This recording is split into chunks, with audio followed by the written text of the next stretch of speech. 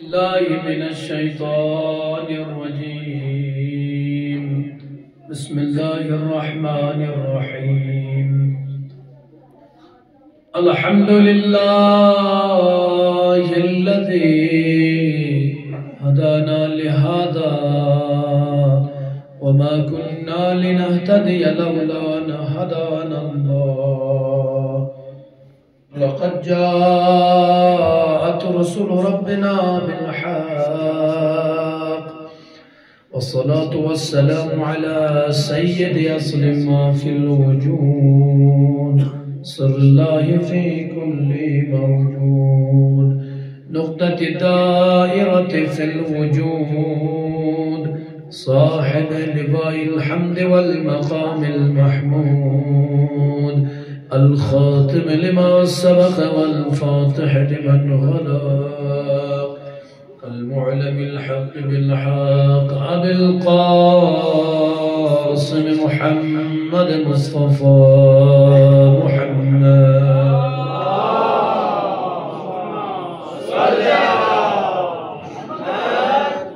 وآل طيبين الطاهرين المعصومين المظلومين المنتجبين. أما بعد قال إمامنا الصادق عليه الصلوات والسلام: إذا لم يغر الرجل فهو منكوس القلب. صلوات على محمد وآل محمد. اللهم صل تمام حمد و ثنا ہے ذات پاک پروردگار کے لیے. درود و سلام ہے محمد اور آل محمد علیہ السلام کے اوپر. قابل تعریف لائق ہے تحسین آپ تمامی عزاداران ابا عبداللہ اپنی مصروفیات سے وقت نکال کر اس عزاخانہ حسین تک آنے کی زحمت کی ہے. سب سے پہلے آپ تمامی عزاداروں کے لیے دعا رہے گی. خدایا جتنے بھی عزادار بھائی بہن بچے بزرگ ماں بہنیں جو بھی حاجات لے کر ادھر پر سب کی حاجات کو روا فرما. جو اپنی مشکلات اور پریشانیاں لے کر ادھر پر سب کی مشکلات اور پریشانیوں کو رفع دفع فرما. خدا جو مریض ہے انہیں شفاء عاجل و کامل عطا فرما. جو بے اولاد ہے انہیں اولاد عطا فرما. خدا تعلیم حاصل کرنے ہمارے قوم کے بچوں کے لیے کامیابی نصیب فرما. بے روزگار نوجوانوں کو روزگار عطا فرما. جو برسر روزگار ہے جاب کرتے ہیں نوکریاں کرتے ہیں اور روزگار رکھتے ہیں اور دکانیں چلاتے ہیں کاروبار کرتے ہیں انہیں کاروبار میں نفع برکت و ترقی نصیب فرما. خدایا ہمارے دراز کی ایک بچی کئی دنوں سے غائب ہے ان کے گھر والوں نے مسلسل دعاؤں کی التماس کی ہے. خدایا تجھے حسین مظلوم کا واسطہ ہے اس بچی کی جلد جلد کوئی خیر اور اچھی خبر ہم سب کو عطا فرما. خدا ان کے گھر والوں کو صبر جمیل عطا فرما. خدایا اگر وہ بچی با حیات ہے تو ان کی حفاظت فرما. اگر وہ دنیا سے گزر گئی تو جنت نصیب فرما. خدایا امام زمان علیہ السلام کے ظہور میں تعجیل عطا فرما. ہم سب کو امام کے اعوان و انصار میں شمار فرما. عزیزان ایمانی یقیناً ماہ محرم الحرام 1447 ہجری کی آج شب ششم آئی ہے. چھٹویں شب آ گئی. یقیناً جس ٹاپک پر ہم انشاءاللہ آج گفتگو کریں گے غور سے سن لیجئے گا. بہترین آپ کو مطالب آپ تک پہنچانے کی ہم کوشش کریں گے. امام جعفر صادق علیہ الصلوۃ والسلام کی حدیث کا جملہ ہم نے سرنامہ کلام قرار دیا ہے. یہ آپ کو اصول کافی میں آپ کو صفحہ نمبر 536 میں آپ کو یہ روایت ملے گی جس میں میرے مولا امام صادق علیہ السلام فرماتے ہیں: اذا لم یغر الرجل فهو منکوس القلب. امام فرماتے یعنی جس شخص کے دل میں غیرت نہ ہو اس کو سمجھ لو کہ اس کا قلب الٹا ہے.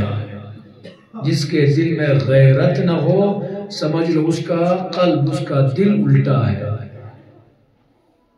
تو یقیناً امام صادق علیہ السلام نے یہاں پر لفظ غیرت استعمال کیا کہ غیرت کے بارے میں مولا نے فرمایا لم یغر الرجل. اگر کسی انسان کے پاس غیرت نہیں ہے. عزیزان گرامی یاد رکھیے غیرت ایک ایسی چیز ہوتی ہے جو بازاروں میں مارکیٹ میں نہیں ملتی ہے. کوئی غنی آدمی مارکیٹ سے خرید کر اپنے قلب میں جگہ نہیں دے سکتا ہے. یہ خون در خون چلنے والی نسبی ایک چیز رہتی ہے. ہماری سنا زبانی سے کہتے ہیں اگر ایک کے لیے غیرت مجھ تو دین مجھ، اگر ایک کے لیے غیرت مجھ تو دین مجھ. جس کے پاس غیرت نہیں ہے تو اس کے پاس دین بھی نہیں ہے. عزیزان ایمانی سمجھنا ہے آج اس ٹاپک میں آپ یہ سمجھیں گے کہ غیرت کتنی ضروری چیز ہے. ایک مثال دیتا چلوں. بعض جگہ ایسی ہے جہاں پر مجالس ہوتی ہیں، بہترین سے بہترین خطیب و ذاکر مجلسوں کو خطاب کرتے ہیں، لیکن انسان کے اندر غیرت نہ ہونے کی وجہ سے بیچارہ ذاکر چیخ چیخ کر چلا جاتا ہے، عالم دین چیخ چیخ کر چلا جاتا ہے، نیچے سننے والا کوئی ہوتا نہیں ہے. اور بعض جگہ پر ہم دیکھتے ہیں ذاکر اتنا کچھ خاص نہیں ہے، یعنی ذاکری اچھی نہیں ہے اس کی، عالم دین بھی کچھ زیادہ پڑھا لکھا نہیں لگتا ہے، لیکن آپ مجمع دیکھیں گے تو پیر رکھنے کی جگہ نہیں ملتی ہے. وجہ کیا ہے سارے؟ ایک جگہ پیر رکھنے کی جگہ نہیں، ایک جگہ پر سننے کے لیے آدمی نہیں ہے. وجہ یہی ہے جن کی غیرت جاگی ہوئی ہے، جن کے پاس غیرت ہے، وہ یہ نہیں دیکھیں گے کہ خطیب کیا مطالب بیان کر رہا ہے، ان کی غیرت ان کو کھینچ کر ادا خانے تک لائے گی. اگر جس کے پاس غیرت ہی نہیں ہے، خطیب چاہے بڑا علامۃ التحریر کیوں نہ ہو، جب اس کے پاس غیرت ہی نہیں ہے تو گھر پہ موبائل کے ساتھ کھیلتا نظر آئے گا، اذا خانے کی طرف جاتا نظر نہیں آئے گا. ملتا ہے غیرت کی دو قسمیں ہیں. اس میں سے ایک غیرت، پہلی غیرت غیرت فی الدین، دوسری غیرت آتی ہے غیرت فی الدنیا. ایک انسان کے پاس دین کے لیے غیرت ہونی چاہیے، دوسری چیز انسان کے لیے دنیا کی غیرت ہونی چاہیے، جس کو ہماری شنا زبان میں کہتے ہیں شوق نخرے ہونا چاہیے. کم سے کم انسان کم سے کم شوق نخرے ہونا چاہیے، مجھتو گا پھارے آئے ہونا چاہیے. عزیزان کرامی، غیرت فی الدنیا، غیرت فی الدین. دین کے لیے انسان کے پاس غیرت ہونا چاہیے، دنیا کے لیے انسان کے پاس غیرت ہونا چاہیے. دین کی غیرت کیسے ہوگی؟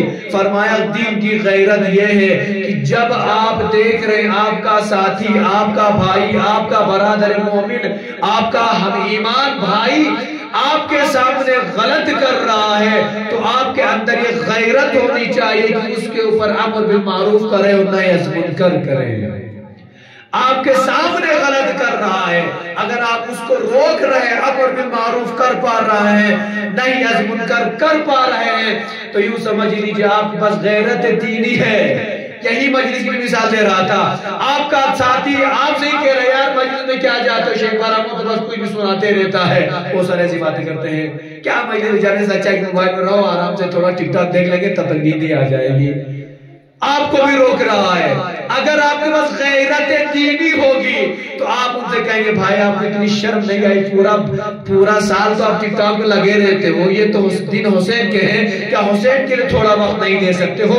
اگر آپ کے پاس غیرت دینی ہوگی تو آپ اس بے ضمیر انسان کو، اس کے ضمیر کو جھنجھوڑ دیں گے اور اس کو کھڑا کر دیں گے، تیار کر دیں گے مجلس کے لیے. نہیں آپ غلط کر رہے ہیں، پورا سال ٹک ٹاک چلائیے، پورا سال یوٹیوب میں لگے رہیے، لیکن یہ وہ دن ہے جو آپ کو فرش عذاب میں جانا پڑے. اس کو کہتے ہیں غیرت فی الدین. آپ کا بھائی نماز نہیں پڑھتا، آپ نمازی ہیں ماشاءاللہ، آپ کا بھائی نماز نہیں پڑھتا، بھائی مطلب آپ کا برادر ایمانی نماز نہیں پڑھتا ہے، اور آپ اس کو اگر مسجد تک لانے میں کامیاب ہو گئے تو سمجھ لیجئے گا آپ کے پاس غیرت دینی ہے. اگر آپ اس کو کچھ کہیں گے، آپ یہ سمجھتے ہیں کہ آپ ان کو کہیں گے تو ہم سے ناراض ہوں گے، تو سمجھ لیجئے آپ کے پاس غیرت دینی نہیں ہے. دوسری چیز آ گئی غیرت فی الدنیا، دنیاوی غیرت ہونی چاہیے. کہ دنیاوی غیرت کی بھی 3 قسمیں ہیں. دنیاوی غیرت کی بھی 3 قسمیں ہیں. اس میں سے پہلی آ جاتی ہے آپ کو، اس میں سے پہلی غیرت اپنے امثال اور اقربا کی نسبت سے ہوتی ہے. یعنی جس کے پاس جب غیرت ہوتی ہے، یعنی میں اپنی مثال دیتا ہوں، میرا بھائی پڑھا لکھا ہے، اچھا خاصا مثلا ایجوکیٹڈ لڑکا ہے، اگر آپ کے پاس غیرت ہے تو آپ سمجھیں گے بھائی جب میرا بھائی اتنا پڑھ لکھ کر اس مقام تک جا سکتا ہے تو میں کیوں نہیں جا سکتا. ہم تو ایک ہی باپ کے ایک ہی ماں کے بچے ہیں، ایک ہی باپ کے بچے ہیں۔ جب وہ اس مقام تک جا سکتا ہے تو ہم کیوں نہیں جا سکتے؟ اس وقت اگر یہ دوسرا بھائی اپنے بھائی کا مقابلہ کرتے ہوئے اس مقام تک پہنچ گیا تو سمجھ لیجئے اس بھائی کے اندر غیرت ہے، اس غیرت نے اس کو اس اونچائی تک پہنچنے پر مجبور کر دیا ہے۔ اس کو حسد نہیں کہتے، اس کو حسد نہیں کہتے۔ میرا بھائی بڑے مقام پر ہے تو اگر میں بھائی کے مقابل میں یا اس پاس جاؤں تو اس کو حسد نہیں کہتے ہیں، بلکہ اس کو کہتے ہیں غیرت۔ ایک بھائی بنا انجینئر، ایک بھائی گھوڑے چڑھانے والا، کہاں سے مماثلت ہے بھائی؟ مماثلت ہی نہیں ہے۔ مطلب یہ کہ بڑے بھائی بس غیرت تھی، وہ بڑا انجینئر بن گیا، ڈاکٹر بن گیا، چھوٹے بھائی بس غیرت نہیں تھی، ببو کی استو کسی میں خوشی بیچارہ۔ اس کو کہتے ہیں اپنے امثال و اقربا کے نسبت انسان کو غیرت ہونی چاہیے۔ عزیزان گرامی، دوسری غیرت ہمارے پاس آ جاتی ہے امثال و اقربا کی۔ دوسری چیز غیرت ہونی چاہیے انسان کو، غیرت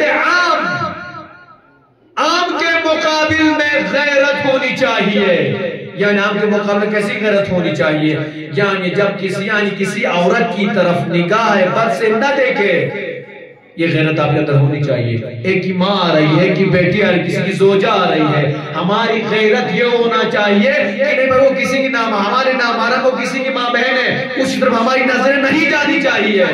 دوسری چیز یہ ہے کہ ہر کسی کے عیوب کو تلاش نہ کرے، غیرت عام یہ ہے۔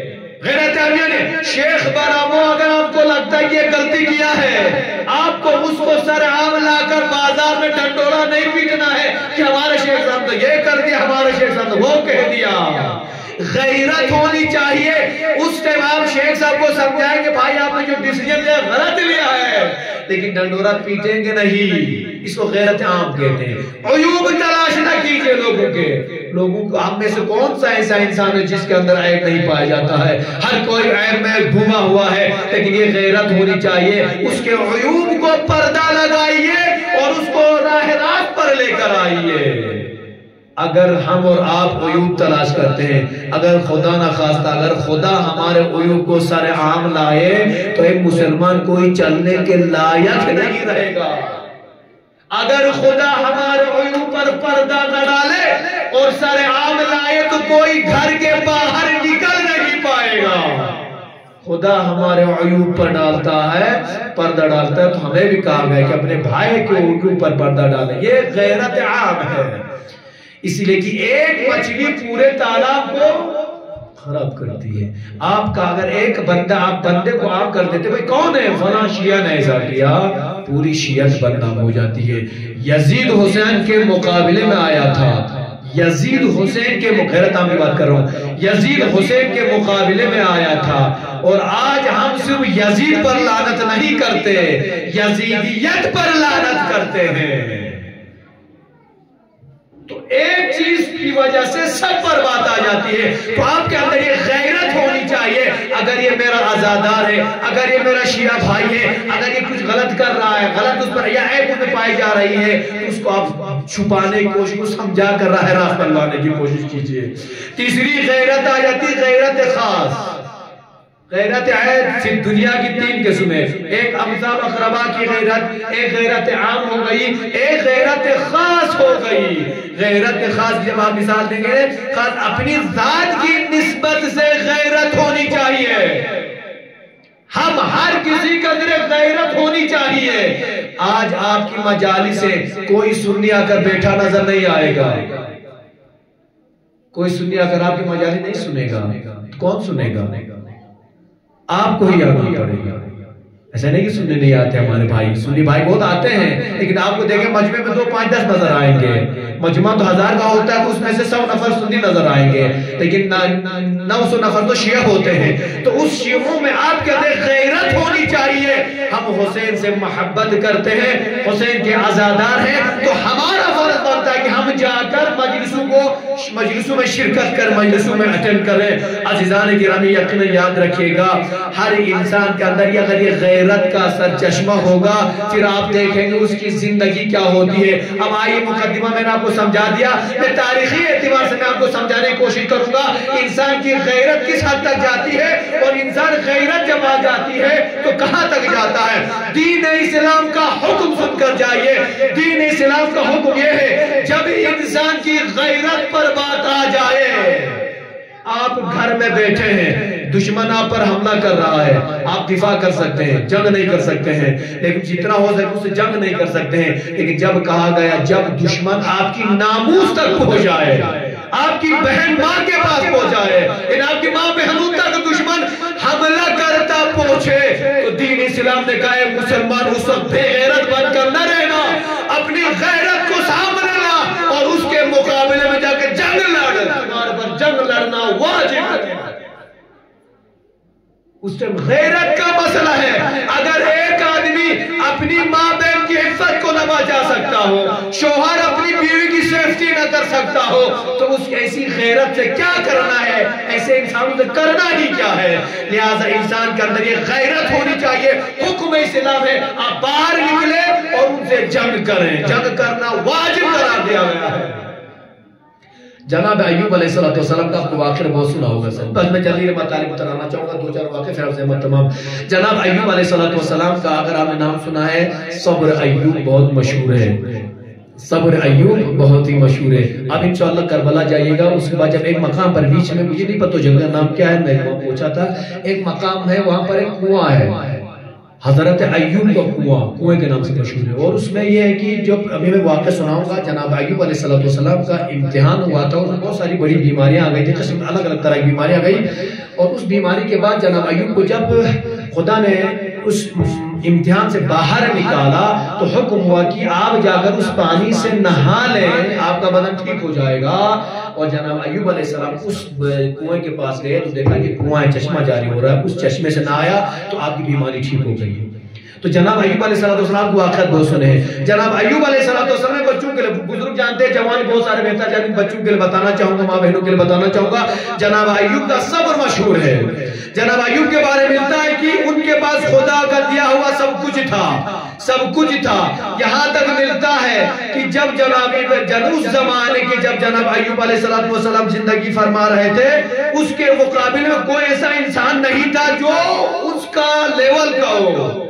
حیوانات کے اعتبار سے, عزت و شرف کے اعتبار سے, مالداری کے اعتبار سے, عظمت کے اعتبار سے, اخلاق کے اعتبار سے, کردار کے اعتبار سے, ہر اعتبار سے جناب ایوب علیہ السلام بہت ماہر تھے. اور تاریخ میں ملتا اتنے مالدار تھے, اتنے مالدار تھے اس زمانے میں, 1000 بیل تھے. 1000 بیل ان کے پاس تھا. ہمارے پاس ایک بیل, حال ہمارے جوان بچوں کو بیل دیکھا ہی نہیں. 1000 بیل تھے. اور تاریخ میں لکھا ہے 400 کی 500 غلام رکھے ہوئے تھے صرف بھیڑ بکریاں اونٹ چرانے کے لیے. اولاد بھی ماشاءاللہ سے کثرت سے. جناب ایوب علیہ السلام کی 11 بیٹیاں تھی اور 7 بیٹے بھی تھے. اولاد ہر اعتبار سے مال و دولت سب کچھ ہے. اور جناب ایوب علیہ السلام اس کے باوجود مغرور نہیں تھے, ہمیشہ سجدہ شکر بجا لاتے نظر آتے تھے. لیکن ایک شخص تھا, اس کو حسد ہونے لگا, جس کا نام ہم کہتے ہیں شیطان. شیطان نے درگاہ خدا بھی میں کہہ دیا, خدایا یہ جو ایوب کو آپ کہتے ہیں کہ صابر اور شاکر ہے, یہ اس وجہ سے چونکہ اس کو آپ نے اتنا دیا ہے کہ وہ شکر کرو کیا کر سکتا ہے, وہ کسی کی ضرورت ہی نہیں ہے, سب کچھ آپ نے اس کو دے دیا ہے. کہا نہیں ایسا نہیں ہے, وہ شاکر ہے پہلے سے, ذاتی طور پر ہے. کہا نہیں خدا میں نہیں مانتا. جناب ایوب علیہ السلام کے لئے فوراً خدا نے جبرائیل کو بھیجا, جبرائیل جاؤ ایوب کے پاس اور ایوب سے کہہ دو کہ تمہارا قریب امتحان ہونے والا ہے. خدا نے شیطان سے کہہ دیا, شیطان میں امتحان لے کر دے تو تم دیکھ لینا. شیطان نے کہا آپ امتحان تو لے لیجئے, وہ فیل ہو جائیں گے. جناب ایوب کا امتحان ہو گیا. کس اعتبار سے ہو گیا؟ جناب جبرائیل آئے ایوب علیہ السلام کو اگر کہتے ہیں حضرت آپ کا امتحان قریب ہونے والا ہے, خدا کا پیغام آپ آمادہ رہیے گا. جناب ایوب فرماتے ہیں میں خدا کے ہر امتحان کے لیے تیار ہوں, خدا کا شکر بجا لاتا ہوں. تاریخ میں لکھا ہے جیسے ہی امتحان شروع ہو گیا جناب ایوب علیہ السلام کا, اس کے بعد جناب ایوب علیہ السلام کا سب سے پہلا وہی جو چرواہا دوڑتا ہوا آ گیا, آ کر کہتا آقا فلاں جگہ پر ایسا سیلاب آیا کہ اس سیلاب میں ہمارے جتنے ہزاروں بیڑ تھے بہا کر لے گیا. خبر دے دی. جناب ایوب فوراً سجدے میں گئے, شکر خدا بجا لائے. دوسرے دوسری طرف جو اونٹ چرانے والے تھے جسے وہ لوگ بھی آئے کہا فلاں جگہ پر ایک ایسی گرم ہوا چلی، تمام جو دیگر حیوان اونٹ وغیرہ تھے بیل وغیرہ وہ سب مر گئے، جل گئے اس ہوا کی وجہ سے۔ جناب ایوب سجدے میں گئے، زراعت بہت قیمتی بات، زراعت کرنے والے مزدور آ گئے، آقا ایک آسمان سے ایسی بجلی چمکی کہ پوری زراعت خاکستر ہو گئی ہے۔ شکر خدا بجاتے ہیں۔ جب سجدے میں تھے اتنے میں ایک جوان دوڑتا ہوا روتا ہوا پیٹتا ہوا آیا، آ کر کہتا حضرت معاف کر دیجئے گا، آپ کے تمام 11 بیٹے تھے، آپ کے 11 بیٹے ایک جگہ پر بیٹھ کر بڑے بیٹے گھر پہ دعوت کھا رہے تھے، اتنے میں جس گھر پہ تھے اس کی چھت گر گئی اور 11 کے 11 بیٹے شہید ہو گئے۔ جناب ایوب علیہ السلام فوراً سجدے میں گئے۔ خدا نے شیطان سے کہا دیکھ لیا تم نے؟ کہا نہیں خدا یہ تو کوئی بھی کر سکتا ہے، تو کیا چاہتے ہو؟ کہا اس کی ذات پر ہونی چاہیے، خود پریکٹیکل خود پر کیجئے تو سمجھ میں آ جائے گا۔ بچے مارے کوئی بات نہیں، حیوان مارے کوئی بات، اس میں تو کوئی اثر نہیں ہوگا نا، خود پر درد نہیں ہوا، خود پر درد دیجئے۔ ایک مرتبہ خدا بند عالمین تم بھی چاہتے کیا ہو؟ کہا آپ مجھے اجازت دے دیجئے میں ان کو مبتلا کروں گا۔ خدا بند عالمین نے شرط رکھی ٹھیک ہے تم کو اختیار ہے، صرف اس کے کانوں پر تمہیں اختیار نہیں ہے، آنکھوں پر اختیار نہیں ہے، اور اس کی زبان پر اختیار نہیں ہے، اور اس کے قلب پر دل پر اختیار نہیں ہے، باقی تمہیں پورے جسم پر اختیار ہے۔ تم کو جو بیماری دینی ہے یا جیسا جو جان لینا لے سکتا ہے۔ تاریخ میں لکھا ہے شیطان حضرت ایوب کے پاس آیا ہے، آنے کے بعد ناک سے ایک ایسی پھونک مار دی پورے بدن میں چھالے پڑ گئے شیطان۔ اور تاریخ میں لکھا ہے کہ جناب ایوب اس بیماری میں کتنے سال رہے؟ 7 سال اس بیماری میں مبتلا رہے۔ اور جب بیماری 7 سال سمجھ سکتے ہیں آدمی بستر علالت پر ہے، بیماری بڑھتی گئی، بدن پر دھیرے دھیرے کیڑے پڑ گئے، گاؤں والے چھوڑ کر دور بھاگ گئے، آ کر کہتے ہیں ایوب آپ ہمارے ساتھ نہیں رہ سکتے، آپ کو ہم سے دور جانا پڑے گا۔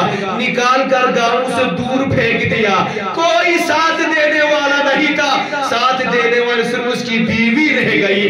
بیوی نے کہا میں اپنے شوہر کو نہیں چھوڑ سکتی۔ عزیزان گرامی جناب ایوب گاؤں سے باہر ہے، راجستھان میں گئے ہوئے ہیں، صرف بیوی ساتھ دے رہی ہے۔ بیوی جا کر طعام کا انتظام کرتی ہے، اپنے ہاتھ سے کھانا چوس چوس کر کھلاتی ہے، اپنے ہاتھ سے جس طریقے سے جوس ہم بچوں کو پلاتے ہیں اس طرح پانی پلاتی ہے، ہر طرح سے خدمت کرتی ہے۔ تاریخ میں لکھا ہے جناب ایوب شکر کا سجدہ بجا لاتے رہے، لیکن ایک مقام وہ آیا جب جناب ایوب کی بیوی مارکیٹ گئی قصاب کے پاس، اتفاق سے اس دن کچھ خریدنے کے پیسے نہیں تھے، قصاب سے جا کر کہتی قصاب تھوڑا سا گوشت دے دے میرے شوہر کے لیے۔ اور تاریخ میں لکھا ہے کتاب میں مرقوم ہے وہ خاتون بہت حسین و جمیل تھی، بلکہ اس کے بال اتنے خوبصورت تھے کہ جس کو ہم کہہ سکتے لاجواب بال تھے۔ قصاب نے کہا میں فری میں تو نہیں دوں گا، کہا کیا چاہتے ہو؟ کہا یہ تمہاری اتنی خوبصورت زلفیں ہیں وہ زلفیں مجھے دے دو۔ سمجھ لینا مسلمان، جناب ایوب کی بیوی سے وہ قصاب کہتا ہے کہ آپ اپنی یہ خوبصورت زلفیں کاٹ کر مجھے دے دیجئے۔ بیوی ہو تو ایسی جناب ایوب کی بیوی نے کہا میری زلفیں ایوب کے لیے قربان ہے۔ قصاب آیا اپنے حساب سے ان زلفوں کو کاٹ دیا۔ جب جناب ایوب کی بیوی واپس اپنے گھر گئی، ایوب نے جب دیکھا جس کی زلفوں پر لوگ مرتے تھے آج وہ زلفیں نظر نہیں آ رہی ہیں، فوراً کہا کہ رحیمہ جناب رحیمہ تک کیا ہو گیا، تمہاری زلفیں کہاں گئی؟ کہا آقا میں کیا کروں، آپ کے لیے طعام کا انتظام کرنے گئی تھی، میرے پاس لانے کے لیے پیسے نہ تھے، قصاب سے جب میں نے گوشت مانگا اس نے انکار کر دیا، شرط رکھی بال کٹا تو میں تمہیں گوشت دے دوں گا، میں نے آپ کی محبت میں نے اپنی زلفیں قربان کر دی۔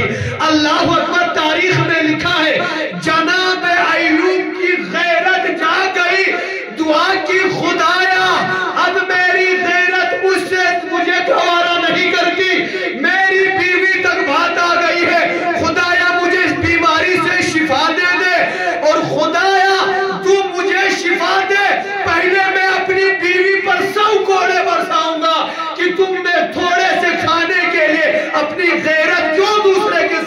गिरा दी।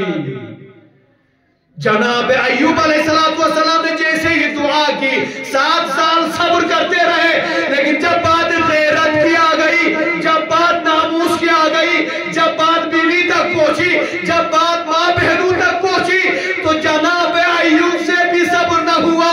ऐ मुसलमानों, आज हम खुश होते हैं, मेरी बेटी तो नाचती बहुत बढ़िया है, मेरी बेटी तो गाती बहुत बढ़िया है। सीखो इस हज़रत अय्यूब से, अपनी गैरत को जगाओ।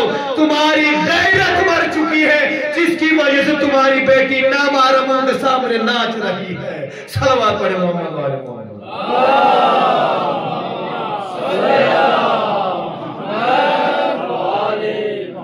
जनाब अय्यूब अलैहिस्सलाम ने फरमाया, या रब्बी इन्नी मस्सनी अद्दुर व अंत अरहमुर राहिमीन। खुदाया तूने मुझे जो इस हालत, ये हालत दी है, सब कुछ गवारा है, तू तो रहम करने वाला है, मुझ पर रहम कर दे। जनाब अय्यूब अलैहिस्सलाम ने जब गैरत की बात आ गई तो अय्यूब से भी सब्र न हुआ। ये हम और आपके अंदर ये गैरत होनी चाहिए। और आइए हज़रत अली अलैहिस्सलाम की गैरत देखते हैं। जनाब अमीर, वाक़या सुना हुआ बस तुम्हें चूंकि गैरत से मुताल्लिक़ है, वाक़े से मैं सुनाना चाहूँगा। जनाब अमीर अलैहिस्सलाम, जनाब फातिमा ज़हरा ने अमीर को बुलाया। हज़रत फातिमा ज़हरा के आखिरी अय्याम में वसीयत करते हुए बुलाया, वसीयत करने के लिए बुलाया। काली अभी इधर आ जाइए, शब का अंधेरा है। फातिमा ज़हरा ने अली को बुलाया है। बुलाने के बाद फातिमा ज़हरा ने वसीयत, जो कि आप सुनते रहते हैं ना, कि फातिमा ने फरमाया, ए अली, मेरी नमाज रात में पढ़ाना, मुझे रात में दफन करना, कफ़िनी लैला व दफ़िनी लैला, मुझे रात में कफन पहनाना, मेरी नमाज भी रात में हो और मुझे दफनाया भी रात में जाए। और अली से फरमाए, अली मेरे दुश्मनों को मेरी नमाज में आने न देना, मेरे कब्र तक आने न देना। अज़ीज़ान किराम, क्यों जनाब फातिमा मना फरमा रही है? तारीख में लिखा है जनाब अमीर अलैहिस्सलाम ने जनाब मिक़दाद, बूज़र, कंबर वगैरह को अपने जो खास असाब थे बुलाया। रात के अंधेरे में जब फातिमा ज़हरा जब इंतकाल कर गई, रात के अंधेरे में फातिमा ज़हरा को दफन कर दिया। जब सुबह हो गई तो लोग अली के घर पर आ रहे हैं कि फातिमा का इंतकाल हो गया, फातिमा की नमाज जनाजा पढ़ी जाए। अज़ीज़ान किराम, नमाज जनाजा पढ़ी जाए। अब मैं नाम नहीं बताना चाहूँगा, नमाज जनाजे उसमें बड़े बड़े लोग शामिल थे। आए कि अली फातिमा का इंतकाल हो गया, खुदा मसलन दुआ जैसे हम तस्लीह पेश करते हैं, कहते हैं क्यों आए हो? हम नमाज पढ़ने आए, फातिमा को दफनाने आए हैं। अज़ीज़ान किराम, एक मर्तबा इब्न अब्बास फरमाते हैं, फातिमा को तो दफनाया जा चुका है, नमाज की रिवायत है, फातिमा को दफनाया जा चुका, तो कैसे दफना सकते हैं? मदीने में किसी को कानून दर कानून खबर नहीं है और कैसे फातिमा को दफना सकते हैं? कहा दफना चुके हैं। अली उस वक्त गम के आलम में है। फातिमा ज़हरा जैसी ज़ौजा इस दुनिया से रुखसत हो गई है, लेकिन जैसे ही लोगों ने गुस्ताखी करनी शुरू कर दी, कहा कैसे दफना सकते हैं? उसमें से एक ने कहा अगर अली ने फातिमा को दफना दिया है तो खुदा की कसम मैं फातिमा ज़हरा को कब्र से नब्श करके बाहर निकालूंगा। कसम खाई, कहा मैं फातिमा ज़हरा को नब्श कब्र करके बाहर निकालूंगा और लोगों को बुला कर फातिमा की नमाज जनाजा पढ़ाऊंगा। अल्लाहु अकबर। अली इस आलम में की आंसू बहा रहे फातिमा की जुदाई पर। एक मर्तबा जैसे ही सुना कि फातिमा को मैं कब्र से निकाल दूंगा, अली फौरन खड़े हो गए, तलवार नियम से निकाली और अली अलैहिस्सलाम ने खिताब करते फरमाया, खुदा की कसम अगर तुम फातिमा की कब्र तक गए तो मैं तुम्हारी गर्दन काट दूंगा। ये होती है गैरत। जब बात गैरत पे आ गई, इंसान मुसीबत में होता है लेकिन उस टाइम बेगैरत बन जाता है। मौला अली की तरह गैरतमंद बन जाइए। जब नामूस पर बात आ रही हो, रो रहे हैं, मैं इसी बात के मसलन घर में किसी का इंतकाल हो जाता है, जवान भी रो रहे हैं, बुजुर्ग भी रो रहे हैं, माँ बहनें रो रही हैं, नामहरमों का मजमा रहता है, बेटियां बेहोश है, माएँ बेहोश है और हम बेगैरत बने हुए उनके साथ रो रहे हैं। मैं रोने से मना नहीं करता, यकीनन ये एक ऐसी फितरी चीज, इंसान आंसू आ जाता, लेकिन आपकी गैरत होनी चाहिए। वहां पर नामहरम आए हुए हैं, या तो नामहरम को बाहर भेज दे फिर आप गिरिया करें। یا تو نامحرموں کے سامنے آپ اپنے اوپر کنٹرول کرتے ہوئے صبر کریں اور اپنی بیٹیوں کے پردے پر نظر رکھے، ان کی چادر کا خیال رکھے۔ اگر آپ میں یہ غیرت ہے تو سمجھ لینا آپ غیرت مند انسان ہیں۔ اگر نامحرموں کے سامنے آپ کی بہن بیٹی بیوی کی چادر سر پر نہیں ہے تو سمجھ لینا آپ بے غیرت ہیں، غیرت مند نہیں ہے۔ صلوات کریں محمد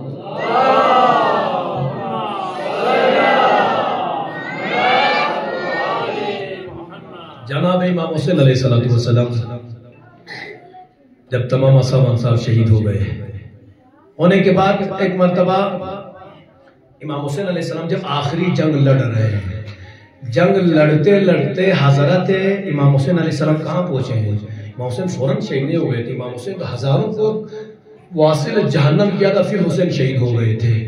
تاریخ میں لکھا ہے جناب امام حسین علیہ السلام دشمنوں کے مقابل میں گئے اور العما اور الحفیظ کی آوازیں بلند ہو رہی تھی، لوگ کہتے کہ ہماری جان بچا لے، ہمیں معاف کر دیا جائے۔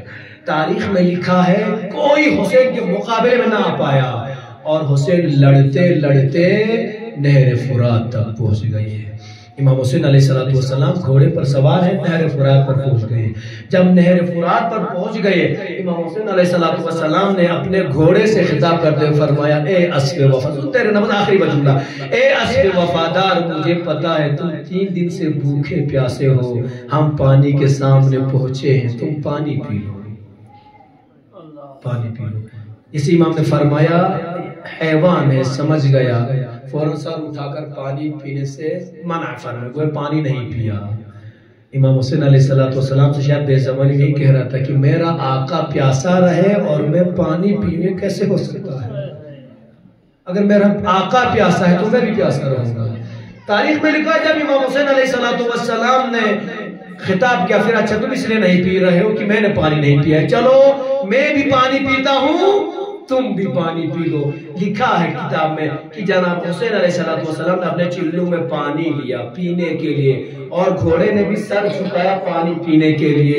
اتنے میں ایک شقی نے آواز دی، اے حسین تم پانی پی رہے ہو، اشقیاء نے زینب کے خیمے میں حملہ کر دیا ہے۔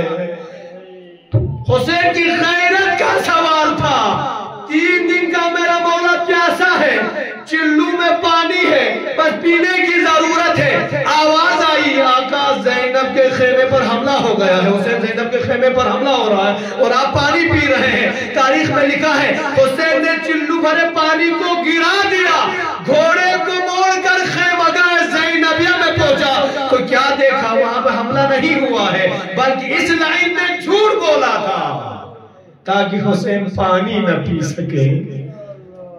لیکن عزاداران مظلوم کربلا امام حسین علیہ السلام کی غیرت کا مسئلہ تھا۔ ایک لمحہ بھی حسین نے جب غیرت کی بات آئی، ناموس کی بات آئی، ایک سیکنڈ میں پانی پی سکتے تھے، حسین نے پانی گرا دیا، زینب کی سیفٹی کے لیے بھاگے۔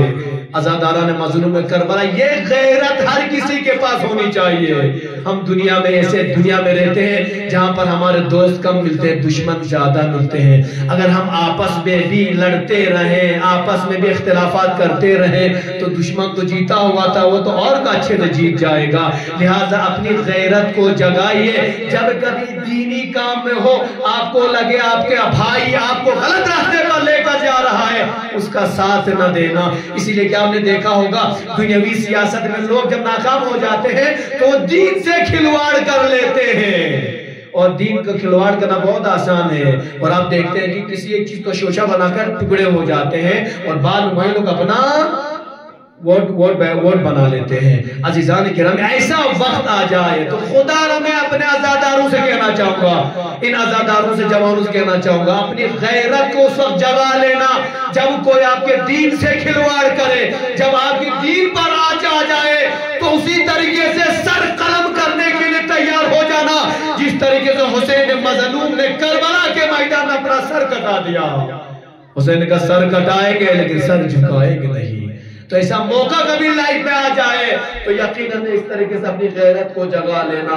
عزاداران مظلوم کربلا میں غیرت کی بات کر رہا تھا. میرے دوست کہہ رہے تھے ماسیہ خان کہہ رہے تھے جناب علی اصغر کے مسائل، جناب قاسم کے مسائل پر. تو میں نے کہا بھائی دن میں جناب قاسم کے مسائل پڑھے گئے ہیں، اس لیے میں کوشش کروں گا کہ حسین کے کسی ساتھی کے مسائل پڑھوں. یاد رکھنا عزاداران کو یہ ضروری نہیں ہے کہ کوئی فکس نہیں ہے، کیونکہ کربلا کا واقعہ تو ایک دن میں ہوا، روز عاشورہ.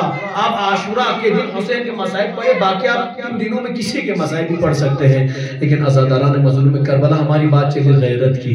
غیرت ہو تو کیسی؟ غیرت ہو تو حسین جیسی غیرت، غیرت ہو تو علی جیسی غیرت، غیرت ہو تو جیسے جناب حر کی غیرت، غیرت ہو تو مسلم ابن اوسجہ کی غیرت، غیرت ہو تو جناب حبیب ابن مظاہر کی غیرت، غیرت ہو تو علمدار عباس کی غیرت، غیرت ہو تو علی اکبر کی غیرت، غیرت ہو تو جناب قاسم کی غیرت. عزاداران مظلوم کربلا کن کن غیرتوں کو میں نام گناؤں؟ ہمارے معصومین اور ہمارے معصومین کے بچے ہمارے رول ماڈل ہیں، وہ غیرت اپنے اندر بھی رکھے رہنا. لیکن جب غیرت کی بات آتی ہے تو انسان کو سودا نہیں کرنا چاہیے. جناب حبیب ابن مظاہرہ میں سنا ہے کون ہے؟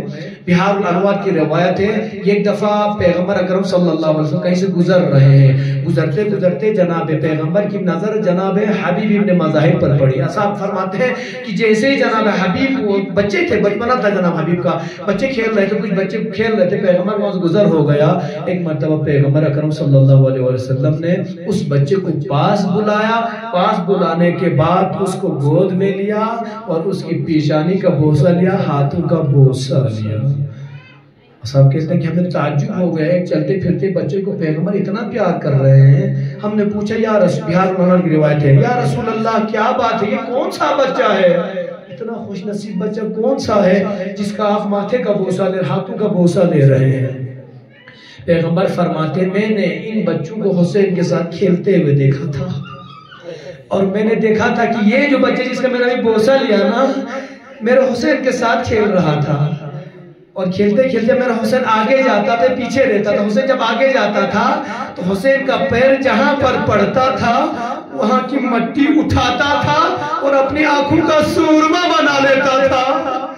جب حسین آگے بڑھتے تھے وہ مٹی اٹھاتا تھا، اپنے چہرے پر ملتا تھا.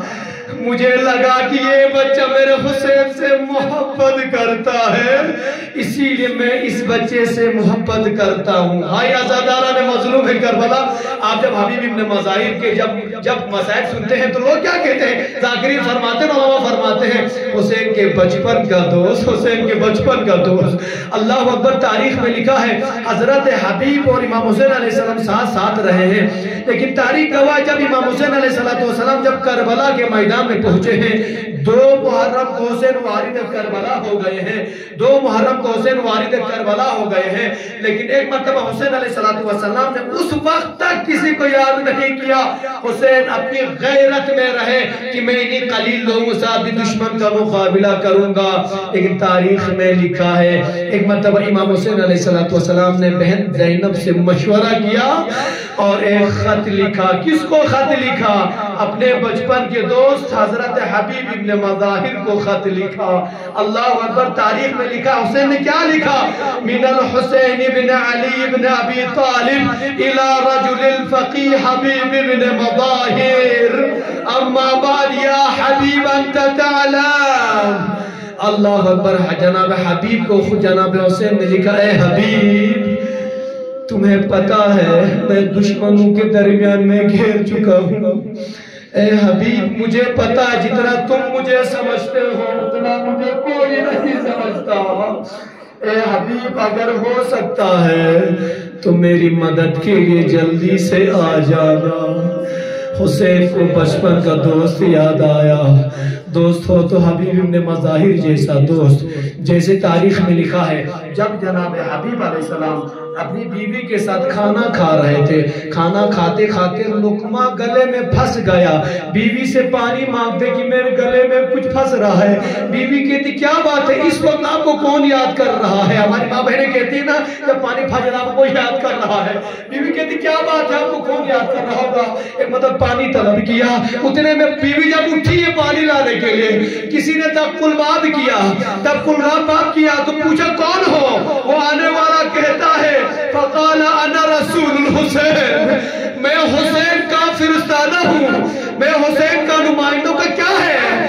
حسین کا خط ہے حبیب ابن مظاہر کے نام. بیوی نے خط لیا, حبیب کے سامنے لایا. جیسے ہی حبیب نے حسین کا نام دیکھا, خط کو اٹھایا, اپنی آنکھوں سے لگایا, حبیب نے آنسو بہانا شروع کر دیا. تاریخ میں لکھا ہے حبیب نے کھانا چھوڑ دیا. بیوی پوچھتی کیا بات ہے حبیب, کس نے بلایا ہے؟ کہا بیوی چھوڑ دو, کچھ بھی نہیں ہے. کہا بیوی نے جب اصرار کیا, کہا کون ہے بتا تو دو. کہا حبیب. حبیب نے کہا مجھے میرا دوست حسین اس وقت کربلا میں غیار دیر میں نرغہ آدھا میں پھنسے ہوئے, حسین مجھے مدد کے لیے بلا رہے ہیں. بیوی کہتی تو حبیب تم نے کیا سوچا ہے؟ ایک مرتبہ حبیب فرماتے نہیں نہیں نہیں نہیں میں نہیں جاؤں گا. غیرت مند بیوی تھی. جیسے حبیب نے کہا نہیں جاؤں. کیوں کہا تھا؟ بیوی کو بھی تو آزمانا تھا نا, کیوں بیوی کو تنہا چھوڑ کر جانا تھا نا. کہا میں نہیں جاؤں گا, اگر میں چلا گیا تو آپ تنہا ہو جاؤ گی, تمہیں کھانا کون لائے گا, تمہارا خیال کون رکھے گا. ایک مرتبہ غیرت مند بیوی تھی, حسین کی چہتی تھی, حسین کی محب تھی. اپنی چادر اتار دی, حبیب کے سر پر رکھ دی. کہا حبیب یہ لو میری چادر, تم پہن لو, میں چلی اپنے آقا حسین کی مدد کرنے. حبیب خوش ہو گئے, بیوی کو گلے سے لگایا. کہا خانم میں تو دیکھنا چاہتا تھا تمہارا کیا ریاکشن دیتا ہے. ایک مرتبہ حبیب آمادہ ہو گئے, اپنے غلام کو بلایا. کہا اے غلام جلدی سے گھوڑا تیار کرو. گھوڑے کو تیار کیا حبیب کے غلام نے. تاریخ میں لکھا ہے جناب حبیب نے فرمایا حالات بہتر نہیں ہے, اے غلام تم گھوڑے کو باہر شہر کے دیوار تک لے کر جاؤ. ایک مرتبہ غلام گھوڑے کو لے کر شہر کے باہر گیا.